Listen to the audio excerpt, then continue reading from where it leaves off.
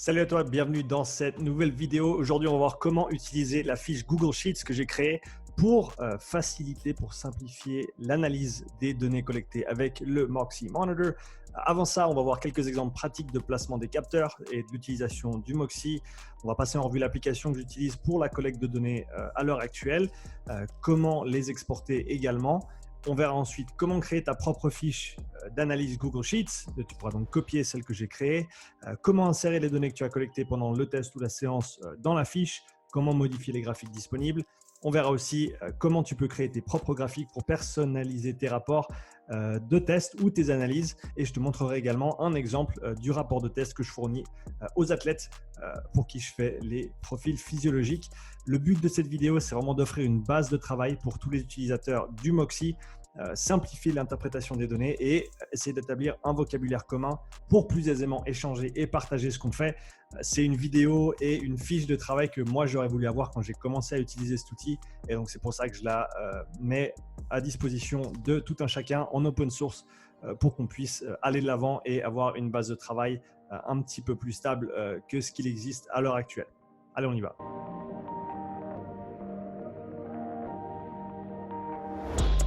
Donc, comme je l'ai dit avant, le but de cette vidéo va être de voir comment on peut passer de ce qu'on voit ici sur la gauche à ce qu'on voit sur la droite, c'est-à-dire d'une séance d'entraînement ou d'un test avec le ou les Moxie et comment exporter tout ça et créer des graphiques qui tiennent la route dans Google Sheets. Donc, c'est vraiment l'objectif de cette vidéo.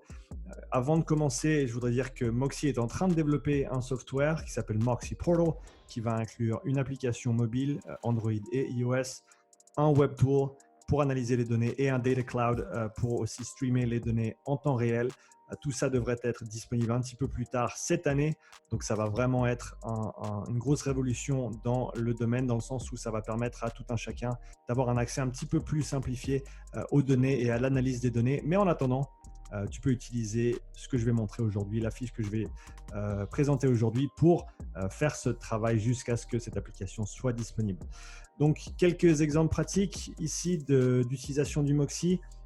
Keynote, même pas trop, donc il a rétréci les deux vidéos de gauche, je ne sais pas pourquoi, mais on a Géraud qui fait des sprints sur un airbike avec un Moxie sur chaque jambe, David qui fait un test de profilage physiologique en course à pied sur un air runner, il a un Moxie cuisse gauche, un Moxie cuisse droite, un Moxie deltoïde gauche. Ensuite on avait, je vais la remettre, une petite vidéo ici de Géraud qui court, donc en application terrain, un sur chaque quadri, et on a Nico ici sur la droite qui met à jour son profil physiologique sur le vélo. Encore une fois, un vaste latéral gauche, un vaste latéral droite et un capteur aussi sur le deltoïde. Donc, la première chose qu'il faut faire ici, ça va être de mettre son Moxie ou ses Moxie en mode Bluetooth, comme on le voit sur la gauche ici.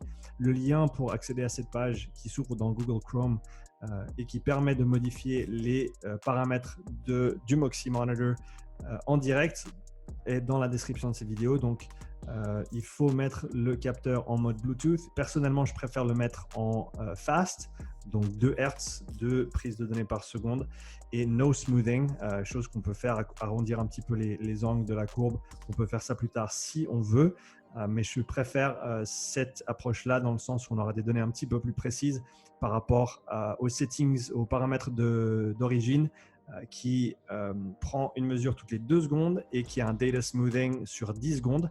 Donc ça marche pour des choses un petit peu plus longues. Par contre, si on veut faire des sprints, des intervalles très très courts, on va perdre un petit peu de précision sur les données. Donc moi personnellement, j'utilise toujours le fast.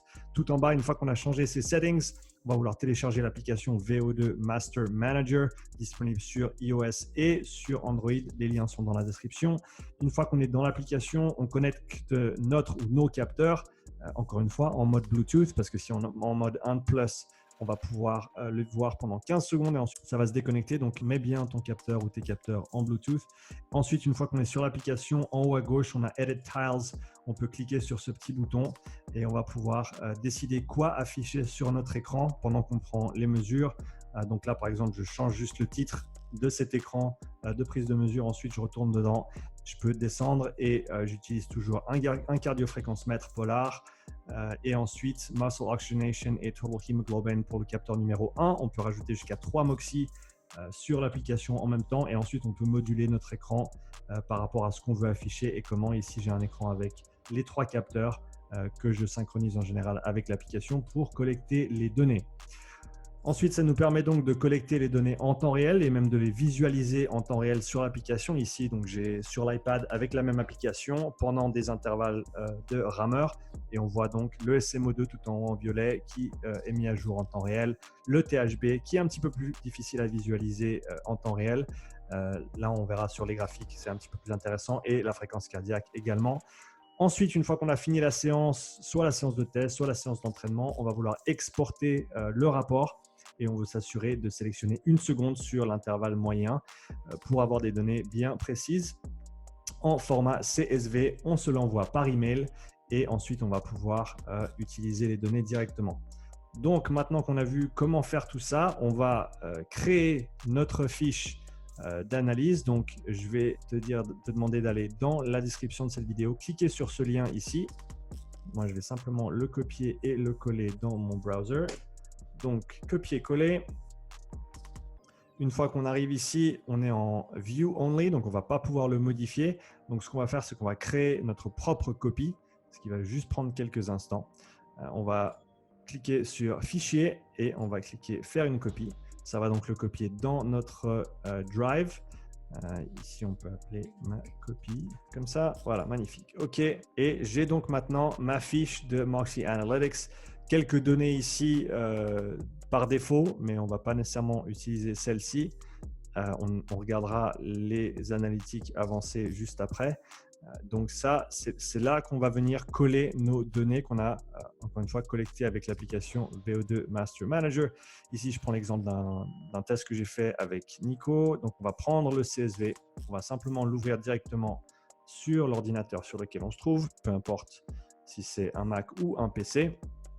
Ce dont on veut s'assurer, si on n'a plus d'un capteur, si on a un seul capteur, c'est moins grave, mais en gros, pour que ça fonctionne avec la fiche que je mets à disposition, il faut qu'on ait les données dans cet ordre-là, temps, fréquence cardiaque, vaste latérale droite, vaste latérale gauche, deltoïde gauche pour le SMO2 et ensuite THB du vaste latéral droite, vaste latéral gauche et du deltoïde gauche également. Donc si on a 3 capteurs, on veut les organiser dans cet ordre-là.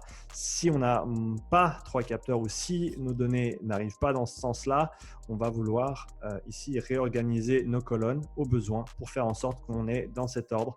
Fréquence cardiaque, SMO2 de la jambe droite, SMO2 de la jambe gauche, SMO2 du deltoïde gauche et ensuite THB jambe droite, THB jambe gauche, THB du deltoïde, le temps avec des intervalles d'1 seconde, vu qu'on a exporté ça avec l'application. Ensuite, ce que je veux faire, c'est que je veux copier la tabelle, mais sans copier le header, l'entête, et sans copier le temps non plus. Donc, je vais commencer ici sur fréquence cardiaque et je vais vouloir aller jusqu'au THB3, donc sur ma colonne I. Je vais aller tout en bas, comme ça je sélectionne toutes mes données et ensuite je vais les coller dans ma fiche d'analyse. Donc copier ici, je retourne dans ma fiche d'analyse, je vais les coller ici. Ça peut prendre quelques secondes et c'est possible qu'il y ait un petit message qui nous dise que la page ne répond plus, mais il faut simplement patienter, cliquer, attendre un petit peu et ça va le faire. OK, donc nos données ont maintenant été collées dans la fiche Raw Data. Et donc ça a pris bien 20-25 secondes de mon côté. Et j'ai le petit message d'attention qui est apparu 2 fois, qui m'a dit la page ne répond plus, il faut simplement cliquer attendre et ça va arriver gentiment. Donc là, on a toutes les données qui ont été collées. On a déjà la barre du temps qui est sur la gauche ici.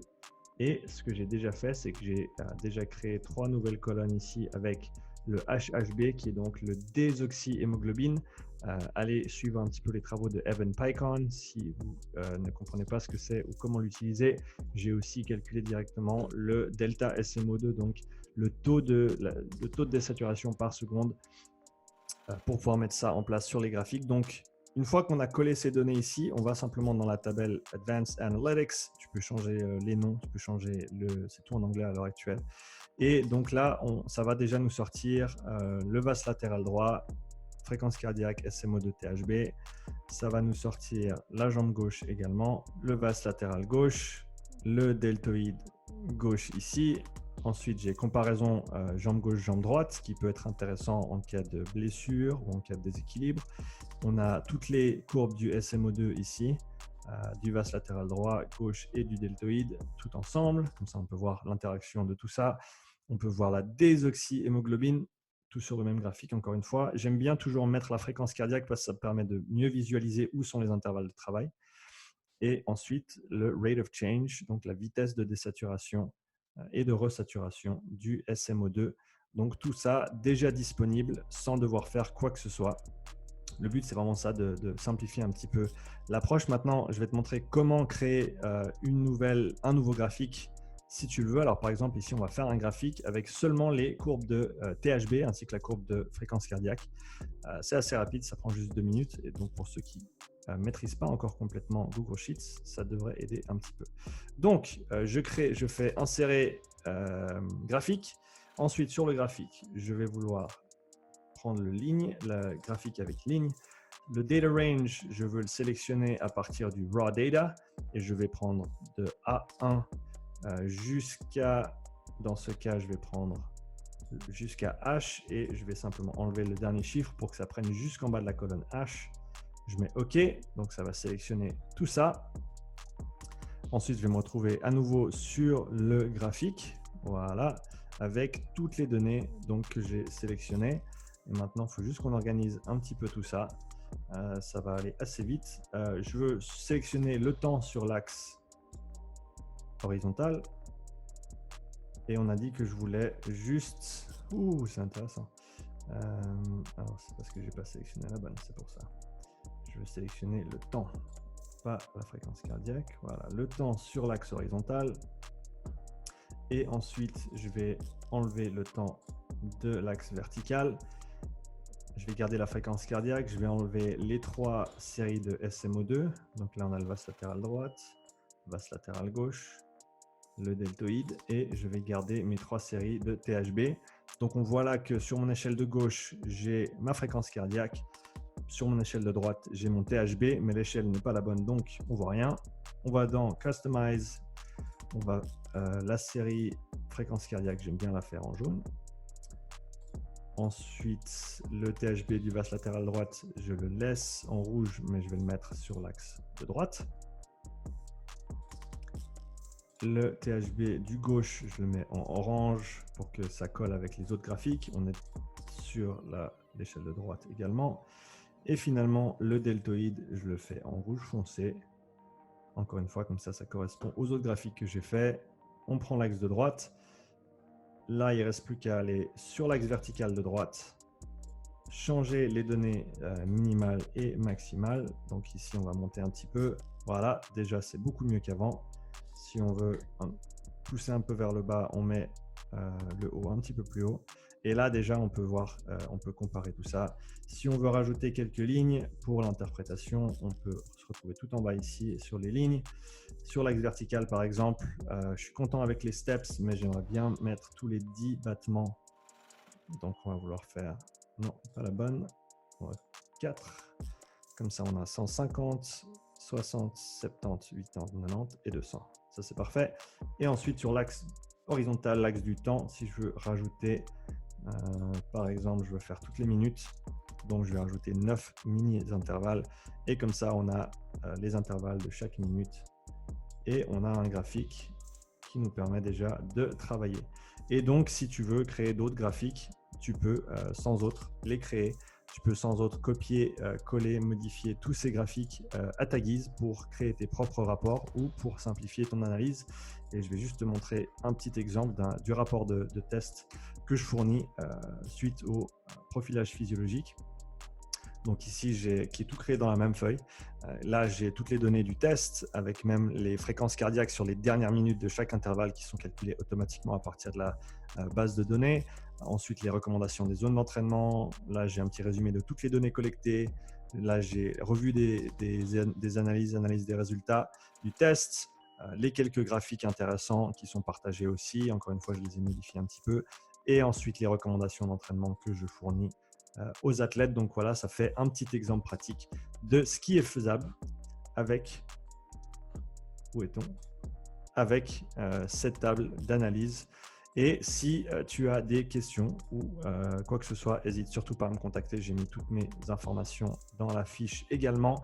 Donc, tu peux m'envoyer un email ou m'écrire sur WhatsApp ou te connecter sur les autres plateformes sur lesquelles j'évolue également. Merci d'avoir regardé cette vidéo. J'espère qu'elle t'aura aidé, comme j'ai dit avant.